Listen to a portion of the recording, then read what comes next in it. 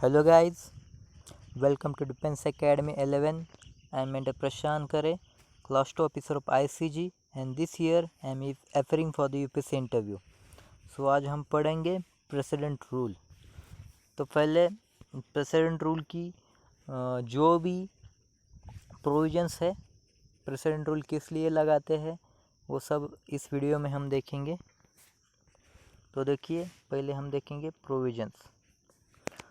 तो first provision president rule का ये है कि it is mentioned in article 355 duty of centre to ensure that government of every state working according to provisions of the constitution. मतलब ये mention किया गया है आर्टिकल 355 में कि सेंटर की ये पहली ड्यूटी है कि वो स्टेट पे वॉच रखे कि स्टेट कॉन्स्टिट्यूशन में जो भी प्रोविजंस दी है उसके अनुसार काम कर रहा है या नहीं कर रहा है। तो ये ड्यूटी दी गई है सेंटर को आर्टिकल 355 से। और अगर बात करें आर्टिकल 356 की, तो आर्टिकल नंबर 356 ये कहता है कि जब भी कॉन्स्टिट्यूशनल मशीनरी स्टेट में जो भी कॉन्स्टिट्यूशनल मशीनरी है वो फेल हो जाती है तो सेंटर उस पर कंट्रोल कर लेता है। तो इसमें पढ़िए अब, when constitutional machinery in state fails, center takes control over the government of state under article 356। तो आर्टिकल 356 से ये कहा गया है जब भी कॉन्स्टिट्यूशनल प्रोविजंस दिए गए हैं उसके अनुसार अगर स्टेट काम नहीं कर रहा है, मतलब वहाँ की कॉन्स्टिट्यूशनल मशीनरी फेल हो गई है, तो वहाँ सेंटर उस पर पूरा चार्ज लेगा। स्टेट के जो भी पावर्स है वो पूरे पावर्स सेंटर एक्सरसाइज करेगा। तो ये दिया है 356 में, और इसे ही हम प्रेसिडेंट रूल या स्टेट इमरजेंसी कहते हैं। तो this is known as the president rule और स्टेट इमरजेंसी और constitutional emergency. President rule, state emergency और कॉन्स्टिट्यूशनल इमरजेंसी। तो आगे देखेंगे हम आर्टिकल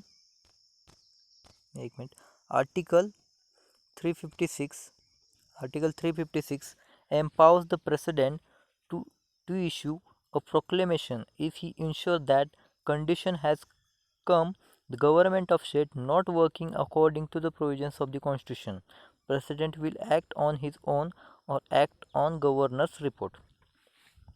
आर्टिकल 356 क्या एम्पावर करता है प्रेसिडेंट को कि वो प्रेसिडेंट रूल लगाए अगर स्टेट वर्क नहीं कर रहा है। कैसे वर्क नहीं कर रहा है? जो भी प्रोविजंस दिए कॉन्स्टिट्यूशन में उसके अनुसार अगर स्टेट वर्क नहीं कर रहा है तो ए 356 आर्टिकल एम्पावर करता है प्रेसिडेंट को कि वो प्रेसिडेंट रूल वहाँ पे लगाए या कॉन्स्टिट्यूशनल इमरजेंसी वहाँ पे लगाए। लेकिन ये करते वक्त वो ऑन हिज ओन, मतलब खुद ही उस पर सोच विचार करके भी लगा सकता है, और अगर स्टेट का गवर्नर है तो वो उसे बताएगा फिर भी वो लगा सकता है।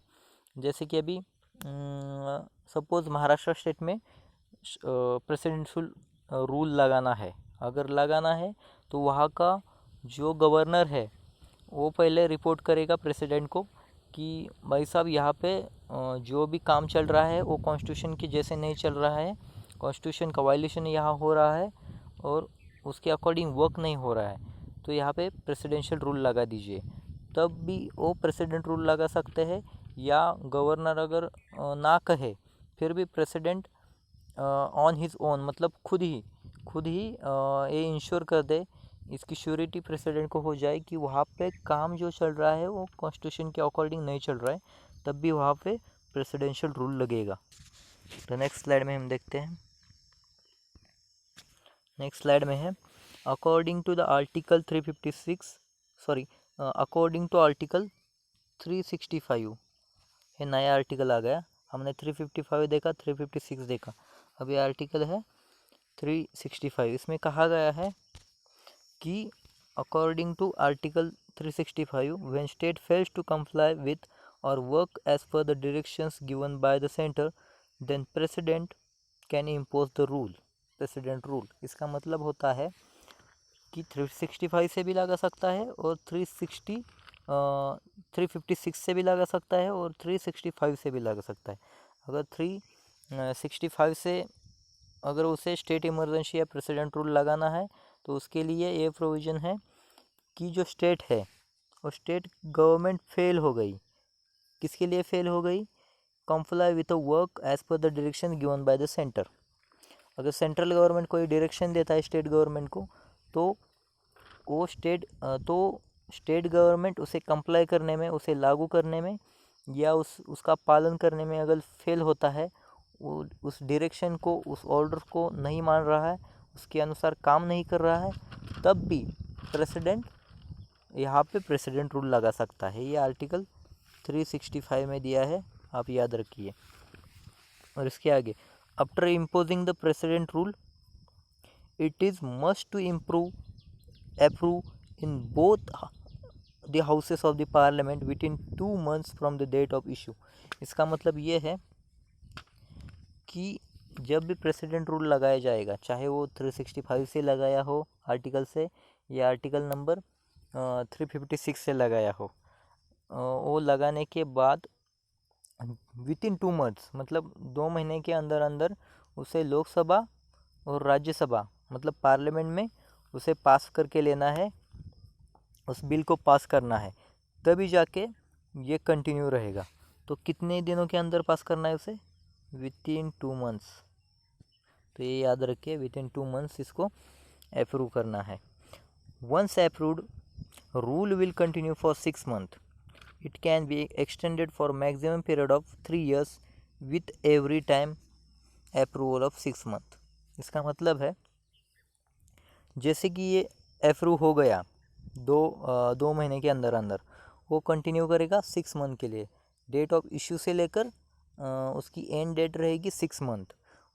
और ये इसको अगर एक्सटेंड करना है तो इसको हम एक्सटेंड भी कर सकते हैं, लेकिन हर 6 महीने के लिए, हर 6 महीने के लिए इसे एक्सटेंड करना पड़ेगा। और ऐसे वो 3 साल तक हम एक्सटेंड उसे कर सकते हैं। मैक्सिमम पीरियड रहता है उसका 3 साल। Every time approval of 6 month मतलब हर बार आपको 6 महीने के लिए अप्रूवल लेना पड़ेगा। मतलब आप लगा रहे हो तो भी आपको 2 महीने के अंदर लगाना है, और उसे पास करना है तो विथिन द 6 मंथ उसे फिर से पास करना है और अगले 6 महीने के लिए उसे लगाना होगा। मतलब हर वक्त आपको हर 6 महीने के बाद उसे क्या कह सकते हैं हम, हर 6 महीने के बाद उसे हमें रिपीट करना होगा, तो हम हर 6 महीने के बाद उसे कर सकते हैं। और लास्ट पॉइंट है द रिजोल्यूशन फॉर प्रोक्लेमेशन और continuation of the president rule by simple majority. इसके लिए सिंपल मेजॉरिटी रिक्वायर्ड होती है। जो आप बिल पास करने वाले हो लगाने के लिए, प्रोक्लेमेशन करने के बाद जो लगाने के लिए आप विथिन 2 मंथ्स जो भी पास करने वाले हो, उस बिल पासिंग के लिए सिंपल मेजॉरिटी की ज़रूरत है, ना कि स्पेशल मेजॉरिटी की। और उसके साथ ही आपको 6 महीने के बाद उसे कंटिन्यू करना है, फिर भी आपको सिंपल मेजॉरिटी की ज़रूरत पड़ेगी। सो ये था हमारा प्रेसिडेंट रूल। इसके आगे वाले टॉपिक में हम पढ़ेंगे national emergency. So thanks for watching this video.